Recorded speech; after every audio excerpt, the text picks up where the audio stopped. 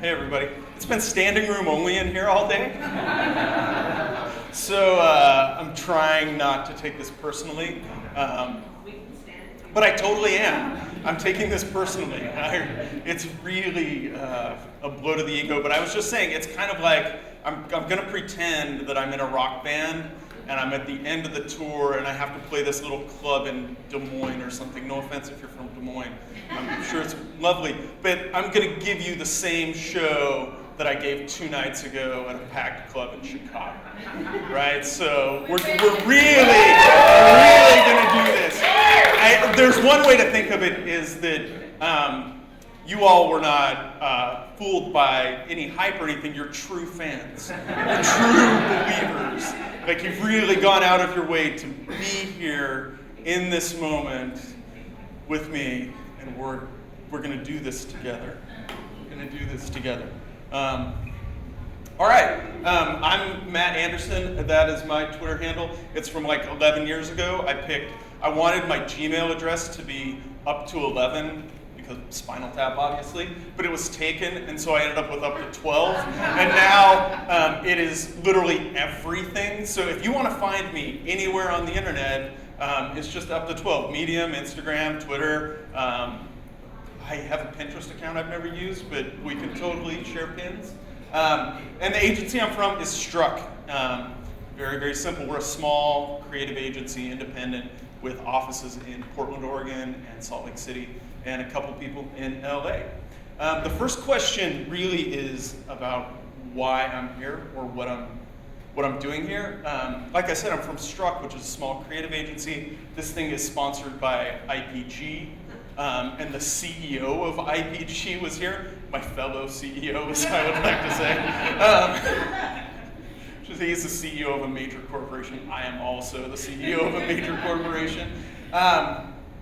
But I guess there are questions, kind of how did I end up here? And it starts with Alex. Alex Fuller is a creative director of Struck. She's here. She's a very, very wonderful person. But Alex went to the 3% conference years ago in San Francisco when there were just 200 people there. And then she also spoke at a mini conference in Salt Lake City. And so Struck was one of the sponsors at that mini conference. And then a couple of years ago, there was a mini conference in Portland where I live and work, and I attended that. And I had lots of kind of strange feelings in that meeting. I think there were maybe a couple hundred people there, and I think there were like 7 men. There was no Manbassadors track. It was just like me spilling iced tea, and that was the Manbassadors track. But as I was there, I had this really strange feeling. I hope all these animated GIFs work, but in the movie About a Boy, Hugh Grant goes to the single parents meeting, and he has this really great moment where he's like, yeah, men are bastards after just a minute, whatever. And I had this feeling, I had this very distinct feeling sitting there that I, as a white, straight male, that I was part of the problem, but that also didn't sit very well with me because I think better of myself than that. I think I'm a pretty reasonable human. And so what I realized is that you kind of, and for the men in the room, and you're outnumbered even here, I think there's a temptation to come to an event like this and you feel like you're not sure what to do. And at that point, at this moment where you're contemplating self-mutilation, you have really 3 options. And the first option is to retreat back to your cocoon of safety and privilege, right? Is to just kind of say, well, yeah, stuff's bad. I'm just gonna go back to being like super safe and everything's gonna be great. The second option is to just is to ignore the problem, even though you've been made aware of it. It's not so much a retreat, it's just a willful ignorance, and just pretend like it doesn't exist. Go on with your life as if none of this ever happened. And the third option is to try to figure out how you can productively and meaningfully do something about it. And as I battled with these 3 ideas, I ended up writing something about my experience there and all of the kind of things that were kicking around in my head, and how much I hate it when people say, like, I should care about this because I have a daughter, because, like, we can't wait that long, right? And anyway, so I wrote this thing, and then as a commitment to keep writing and doing and talking about this, a few months later, I wrote something about kind of our progress in the 6 months after I had attended the 3% conference. And I did math, which for me is really outstanding. I'm the type of person who doesn't actually use formulas in spreadsheets. I just put all the things in the boxes and then use a calculator to add them up and then do the totals. So I did that, and I actually charted out kind of across our organization and published the percentages as a way to hold us accountable. And that's where things kind of got really interesting. I was doing some other reading in the Lean In report that was done partially by McKinsey. There was this really interesting idea, and it talked about networks and the power of networks. And it talked about how one of the problems that women often face is that their network is often made up of other women, which in the current scenario means that they don't have as much access to people, CEOs like me, basically. That was a joke. But anyway, it breaks it down, and there's some really great language here about what you could do. And so as part of this reporting, as part of this idea to hold ourselves accountable, I also published kind of my email address and everything and said, I am willing to be a contact. And that made a little bit of noise. I ended up meeting a lot of really great people. I had lunch with some great people. But most importantly, Kat emailed me, and here's the actual proof that Kat emailed me, in case you didn't believe it. And I got super excited. I was like, oh, Kat wants me to speak at 3%. This is going to be so awesome. But then I also was completely horrified. Like, there's the other version of me that's like, you're an idiot. Like, this is going to be terrible. Your agency's super small, and there are all these like big agencies, and they're all so talented and whatever else. Like, nobody wants to hear from you. But anyway, Kat, I think I'm basically here, and the crowd, I guess, demonstrates it. I'm here because I think Kat actually wanted Rick Clow to come speak, and he couldn't come or something, and then she was like, saw that I had written something, and was like, why don't you go? She's like, you also wear glasses and have brown hair. Why don't you go? No one will know the difference. But Rick Clow has done some really interesting work. He did an interesting breakdown of his address book. He had also done the same thing about his Twitter feed, about going through, and he found that 80% of the contacts in his address book were men. And he started thinking about this. And so Kat posed a challenge to me that was basically, what if you took a look at your social networks? And what if you charted where they are now? And this was back in, I think it was back in March, right? She said, what if you took a look at your social networks, charted them for the next 6 months, and see what just your basic awareness of the gender disparity in your social networks, see if that will change something.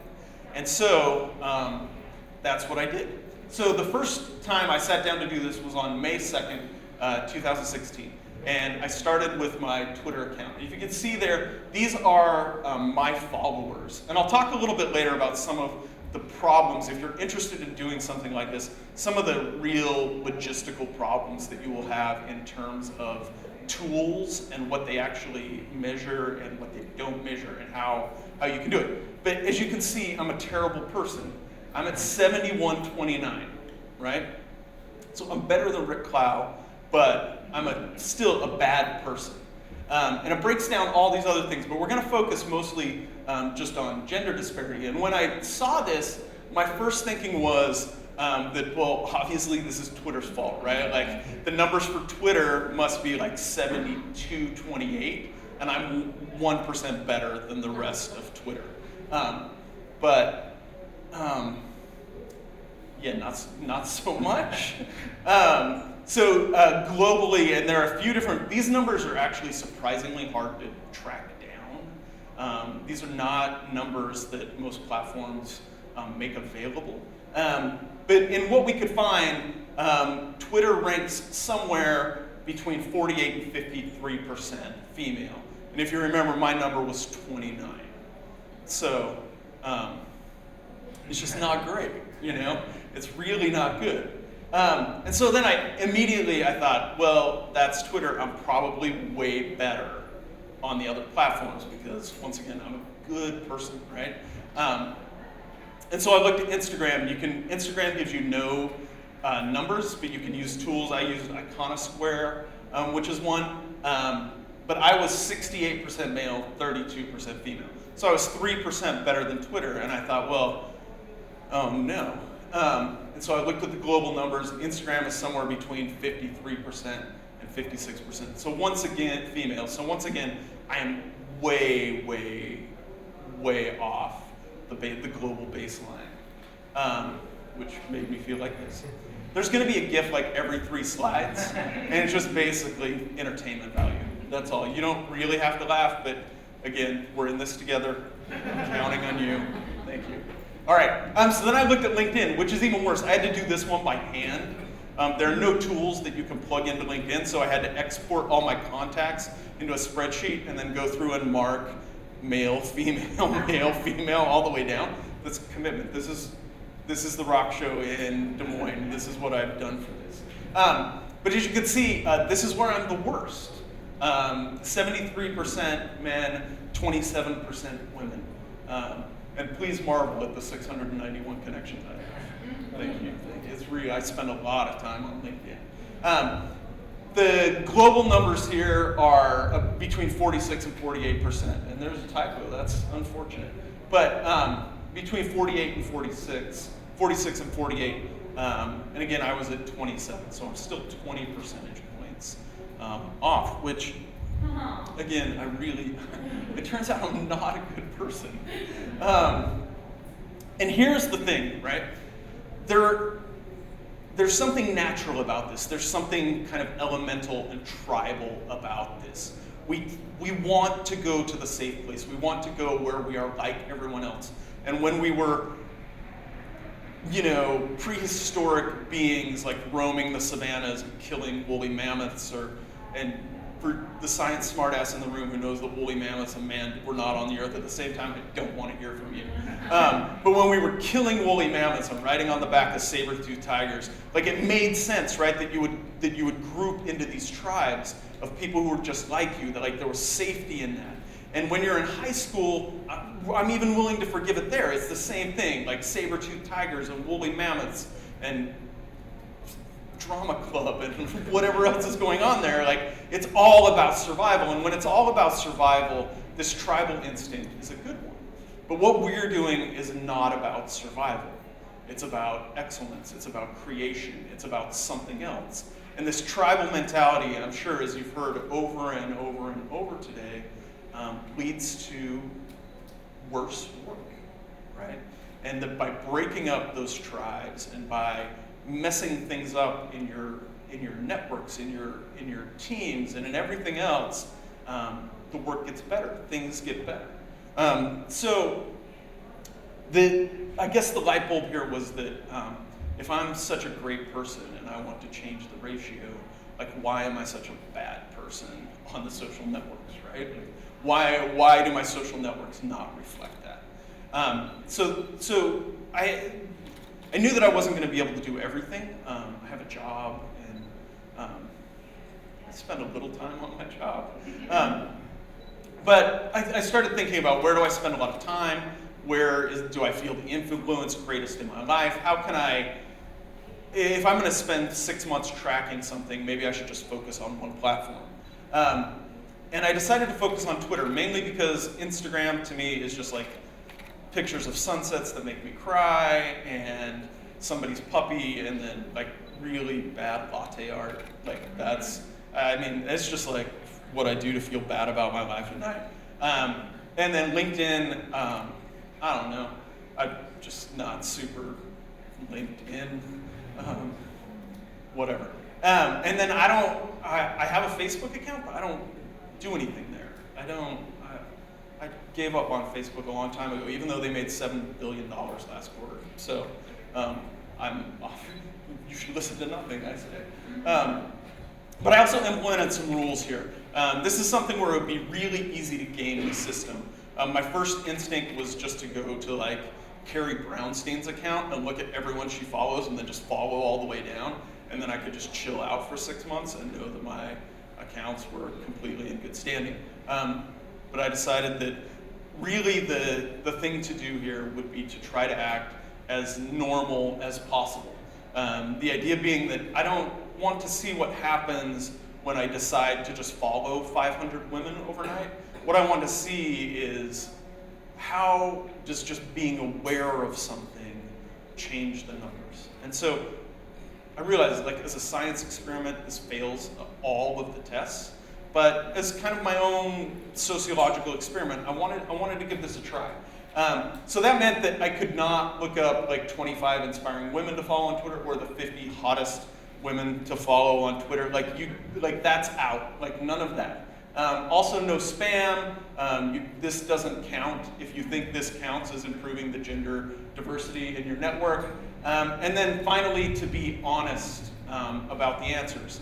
And that meant that I could not come here and lie, even if at this moment right now I feel like lying a whole lot. So, are you ready to see the results? Yeah, right. It's impressive. You should be more excited.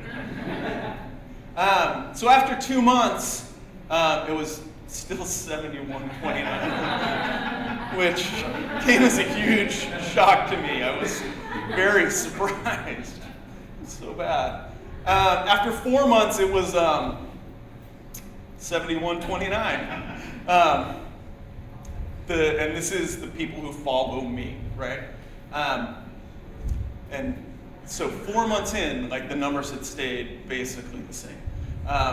After 5 months, so about a month ago, if you can see over there, I don't know if you can see it, so we'll blow it up just a little bit.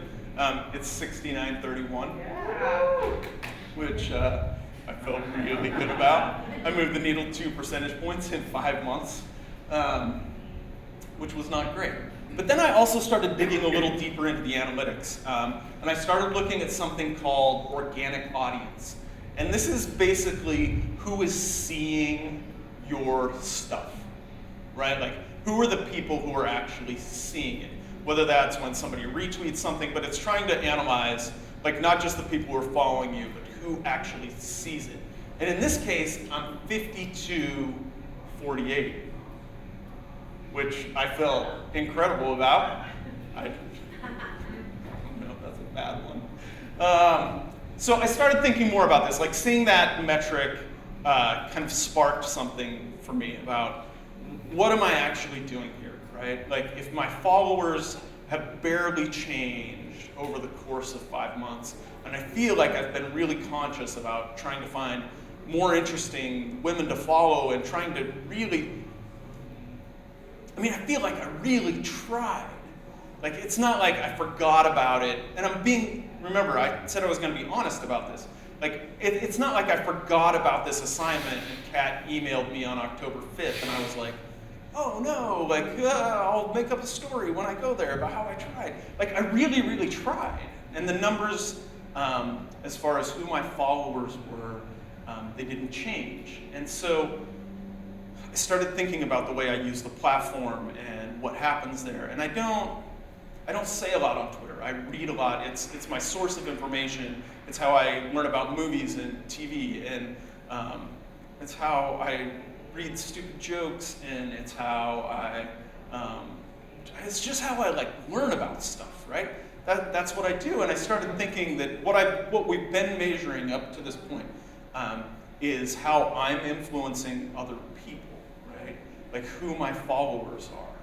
And really what I wanted to find out was how following a different group of people, how that influences me, right? How that changes me. And I think a lot of people are like this. They use Twitter as a much more receptive platform than a kind of a broadcast platform. At least if you're a human being, hopefully you're getting more from Twitter than you're pumping out there.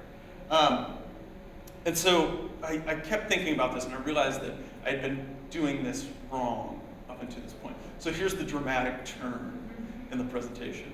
And so I thought that maybe we could look at something a little bit different. that instead of looking at such strong quantitative data, that maybe we could talk a little more. We'll still look at some more data if you're here for the data. I've got more data. But I also want to talk about some of the qualitative stuff, like how has my life on Twitter changed over the last 5 or 6 months. So I want to go all the way back to the beginning. When I signed up for a Twitter account, I don't know, 8 years ago or something. Now someone's going to say Twitter wasn't launched until 7 years ago, and then, sure, 7 years ago, whatever. This is who I was following. These are the first, on the next 2 pages, you'll see the first 60 people I followed. And there are 2 women here, and on this page, there are 2 women, and I even had to count a band fronted by a woman to get my 4th. So out of the first 60 people I followed, there were 4 women, 11 brands or publications, and 45 men. So that's the first 60 people I followed on Twitter years and years ago. Which I should have to walk down the aisle while you throw stuff at me. There's tomatoes left over, sure. Now let's take a look at who I've followed recently. Out of the last, and this will be pages and pages, out of the last 96 people I followed, which is just how many, all my multiple screenshots captured, there's no science to it. There's 1 man on this page. There are 3 kind of man-ish. One's a robot. And there's 1 man on this page. And I'm really proud of myself right here. Janet, you made the screenshot here. You should be proud of that. There are 3 men on this page. And so out of the last 96 people I followed, there have been only 8 men and 5 brands or publications and 83 women, which I felt really, really good about. Especially when I looked, actually Kat sent this to me a few weeks ago when it was published. And I felt really good about it. And I want to read you some of I actually wrote them down here so I could quote them exactly. I want to tell you about who some of my fellow CEOs follow on Twitter. Elon Musk, my fellow chief executive officer, follows 0 women on Twitter. Tim Cook follows 4. Brian Chesky from Airbnb follows 12. Reed Hastings from Netflix follows 10 out of 60 people that he follows. Bill Gates follows 12 out of 169 that he follows. Eric Schmidt follows 25 out of 235 that he follows. So obviously, I'm the best. So this is proof that if you're not happy with the data, and this is why you can never trust a media agency, right? Because if you're not happy with the data, you just change the whole thing, and then you're like, no, actually it was a huge success, right? Nothing changed. Oh wait, everything changed. I'm the best. But also something else I wanted to talk about is looking at my engagement rate over the last 30 days compared to the previous 30 days. So as over the last 6, 8, 12 weeks, as I followed more women, this is what has happened to my activity. I've tweeted more, I've had higher impressions, more people are looking at my profile, which is stunning, obviously. I've had more mentions, and my followers are up. In short, my experience on Twitter, which kind of used to be like me eating nachos at a ballpark, is now, well, it's maybe not like a huge party, but it's kind of a weird, dysfunctional party. So even outside of the numbers, my experience with the platform is better. But I also want to pump the brakes a little bit on my self-congratulation. I think there are 2 things to consider.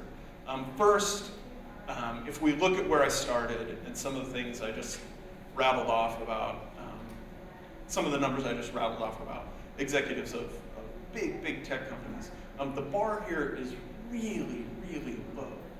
I mean, I started at 70-30, basically. So moving a few percentage points or following, 83 women out of 90, following 85% of women in the last 4 or 5 months, that's nice. But also, there has to be something a little bit better than that. And second is, that is as silly as this exercise is, and as many gifts as I've inserted here, I do believe that these things matter. I really do believe that they matter. And the primary reason I think that they matter is, and you've probably heard a little bit of this today, but is this idea of an echo chamber, right? There are things happening behind the scenes on our social platforms that we're not really paying attention to. And there are algorithms created, and there are processes installed, and there are things that are only going to make this worse, right? Because what happens is that in an echo chamber like this, it is very, very easy for Facebook or Instagram or whoever to bundle us all up into neat little packages of people who all look and talk and care about the same things and sell us to us, right? Like, this is the meta part of the presentation. Like, we are being bundled up and packaged according to these little groups of these tribes, right? We get into these echo chambers are intentional. These are not really self-selecting echo chambers. These platforms are doing this on purpose because that's how they make money. Like I said, Facebook made $7 billion last quarter, and they didn't do it by having a bunch of random people connected to a bunch of other random people in a wild, beautiful chaos. They did it by grouping everybody by income level and by race and by religion and bundling us all up and selling us off. And I'm not naive about that. Like, that's fine. That's the way things work. Like, that's how half of us make our livings, right? But we ought to be aware of that. The technology we have now today is really, really great at helping us surround ourselves with people who are just like us. In fact, it's become a key feature of the platforms, right? This is why your Instagram profile, your Instagram feed just starts to look like it's all the same thing, right? It's all the same thing. And this happens. I mean, whoa. Guys, we're gonna make it through this. Des Moines. Like, even when I look at basic information, like the age of my followers, like 85% of my followers are between the ages of 25 and 44, but global Twitter users, 36 are between the age of 25 and 44. And some of that's natural, right? But that's a discrepancy of 50 percentage points. 50 percentage points. Like, that is, there's more to that than just kind of natural self-selection.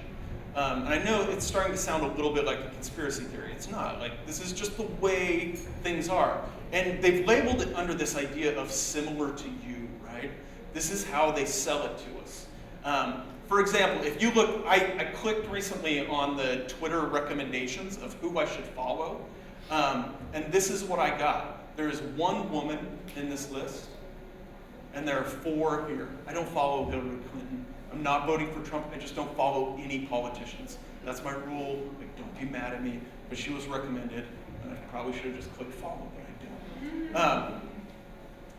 So out of 52 recommendations on those 2 pages, 5 were women.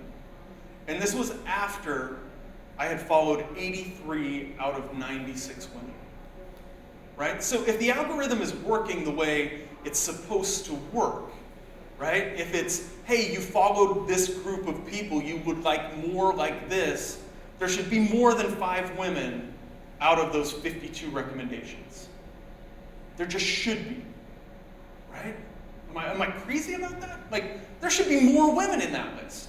Like, that's even if they just want to take it off of their base global percentages, right? 50% of those, there should be 26 women there. There should be 27 women there. But there aren't. There's 5 women there. And this is, again, like, I'm not wearing a tinfoil hat. I'm just saying this is the way it works, right? This is the way these platforms work. And it's super lame. And it should be better than this, right? Like, I don't want to get too worked up about it, have you leave and be like, man, that guy was really crazy about his Twitter profile. But I do think these things matter.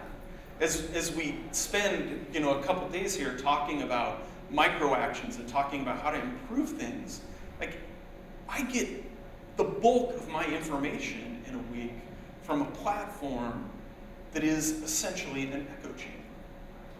Right? Like, I should care about that. I should care about the fact that Twitter doesn't, for whatever unknown reason, does not want me to follow more women. It just doesn't, right? Like, it doesn't want me to follow more women. And this idea of similar to you extends beyond the platforms. It's something that we are seeing in nearly every aspect of our life. It's how we end up with ad agency, ad age A-lists that look like this, right? Where there's one woman and a bunch of white guys. And they're all really talented people, but like that can't be the best representation of what we are as an industry. Similar to you is also how we end up with new agencies starting up like this, where it's just like, I don't know, a bunch of bros are gonna start an agency, it's gonna be awesome. I'm sure they're all really, really nice people, but how does no one stop and think about this, right? And it comes under that umbrella of, well, it's similar to you, right? We're being bundled up and packaged in this way. It's how Too Many Guys, One Girl exists as a Tumblr, right? Like this exists, like these are real photos.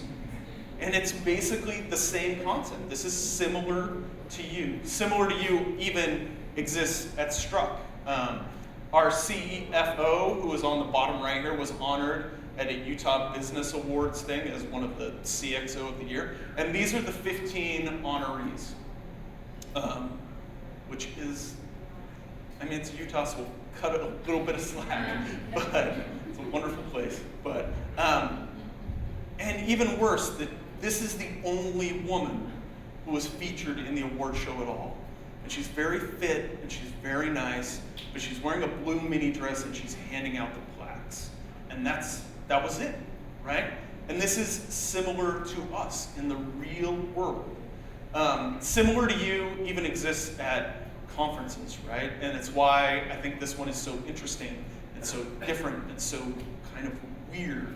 But I know you've all been to a conference where you sit and you look around and you kind of feel like, well, there's like 19 of me. Like, and in my case, my name's Matt Anderson. There are like 19 of me. Like, they're really, like, you go to get your badge and they're like, well, we're gonna need the social security number or something, right? And there are challenges involved with that, right? Similar to you even extends kind of socioeconomically, right? That the Washington Post did this really incredible breakdown of what they call super zip codes. And it's zip codes where people, essentially the highest concentration of high income, high education, people have basically grouped into these little zip codes, right? There's some just outside of DC, and there's some just north of the city here, and they're, where they are. Like, if you look at the map and you think like, oh, I bet I can guess where they are, you can guess where they are, right? And this is similar to you in the real world. Similar to you is also Fox News, right? Similar to you is just as well as MSNBC, right? This is programming created for a certain group of people who want to have their beliefs fed back to them, right? And it's how they make money. This is, I don't want to keep harping on this, but this is how Facebook and Twitter and Instagram are making their money. They want you to hang out on the platform. To get you to hang out on the platform so they can feed you advertising, they want you to hear the things that you already know and that you already like. Similar to you is, does anybody here watch The Big Bang Theory? Oh, geez, this is more than I thought. Do you know how many people watch The Big Bang Theory each week? The season premiere of this year was 24 million people, which is crazy. And I can tell you, I know 0 people. Oh, I didn't know Catherine watched The Big Bang Theory. Like, we're gonna have to talk after this. I know 0 people who watch The Big Bang Theory. 0. And 24 million people watch it, right? You know how many people watch Fargo? 1 million. You know how many people I know who watch Fargo? All of them. Like, all the people I know watch Fargo, right? We see this in television programming as well. Like, this is a common thing, right? We want to get people who are very similar to watch this show so we can sell them advertising, right? Like this is the way it works. So here's the challenge, right? The challenge is to try to figure out a way that our social networks can look like Don Draper's Coke commercial, right? Or even better, this is my favorite thing in the world, but if our social networks could look like the Fast and Furious franchise, which is incredibly diverse and super awesome. Fast 7 comes out April 17, 2019. Fast 8, I mean. That was a huge gaffe. But how do we get our social networks to look less like the high school tribes and more like this? And the idea is to figure out this concept of dissimilar to you. And again, the hard part here is that we're never going to get it from them. Like, they're not going to give it to us. As I talked about earlier, even finding tools to figure out the gender breakdown or anything of who I follow is nearly impossible. It is in their worst interest. Now I really sound like a conspiracy theorist. I'm using they. It is in their worst interest, right, to have us do this, right? They don't want us to make this beautiful, wonderful, messed up thing out of such a nice, orderly way to sell advertising. In a lot of ways, if we want to be idealistic about it, our social networks have the potential to be a really cliched Benetton ad, right? Like, they could be this weird and wonderful mashup of different people from different places who believe in different things. Or even in the best case, they could be like Richard Rinaldi, the photographer who's been taking pictures of strangers touching. Which these photos, every time I look at them, like, they might make me cry if I turn and look at them right now. There's something so incredible about these people who are so different from each other, just having a little bit of contact. And I think that's what we all want the internet to be, right? We all want the internet to be this place where we bump up against people who are nothing like us. That it's like walking through a virtual subway station, except where people say hi every now and again, or like don't swear at you when they hit you in the back with their suitcase, or there's incredible potential here. But again, we're never going to get it from them. And the real key, I think, for me here is that the idea of who we are, this idea of similar to us, has nothing to do with us. Like, there's really nothing similar about the idea of us, right? Like, when you talk about similar, they're similar to me, but there's not similar to us. The idea of dissimilar to us is actually, it's just us, right? Being dissimilar is who we are. And trying to find a way to make our social networks reflect that reality, right? Instead of creating this alternate reality where everyone is the same and everyone thinks the same and everyone has the same political perspectives and the same ideas about taxes and the same ideas about everything. Like, there's so much more potential here. And I think for me there have been 4 steps in this. And I'll kind of leave you with these 4 steps. The first step is to find what is dissimilar, to really figure out what is different from you, to have some level of awareness or understanding about who you are, and then to actively look for something that is different. And then to follow the dissimilar, like connect with them, pay attention to them, really listen to what they have to say, and then even more so to embrace them and let them become part of your world, let them enrich your world. And that's all. Thank you.